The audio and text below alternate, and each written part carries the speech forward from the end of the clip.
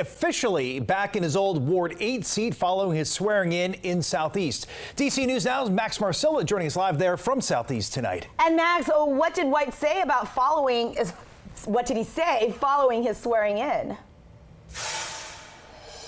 Well, Chris and Susan, he said quite a lot. It was about a 15-minute long speech after his swearing in. He did talk a little bit about the FBI. You'll hear what he had to say about that investigation, but mostly his speech was about the Ward 8 community. He says he still has unfinished business from before he was expelled from the DC Council. And he also says this is a historically underserved community that he wants to help bring more resources to.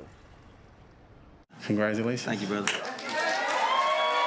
Trayon White is back on the DC Council, taking the oath of office for the first time since he was arrested and indicted by the FBI. When this story is written 10, 20 years from now, they know Trayon White got back up and kept fighting. White is accused of accepting cash in exchange for influence on city contracts. He's pled not guilty. You know, the FBI is after me, you know, but I believe that, you know, not just arrest me, but I believe they want to kill me. White re-enters the governing body that expelled him earlier this year at a critical time, with just weeks until a final vote to reshape the RFK Stadium land centered around a new stadium for the Commanders. While we talking about building stadiums and something where we can play sports, we got to make sure those who look like us and pave the way in this community got a place to stay right here across the district, not just in Ward 8, but across Washington, D.C. And overnight, the White House sending federal law enforcement to patrol the city, an attempt to deter violent crime, though violent crime is down in the district by 26%, nearly 19% in White's Ward 8. Most cities have youth violence.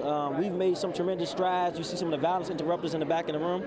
We can make progress in that, and I think that we've started a path that can help us decrease the violence in youth, but we got to have a greater investment, not a divestment.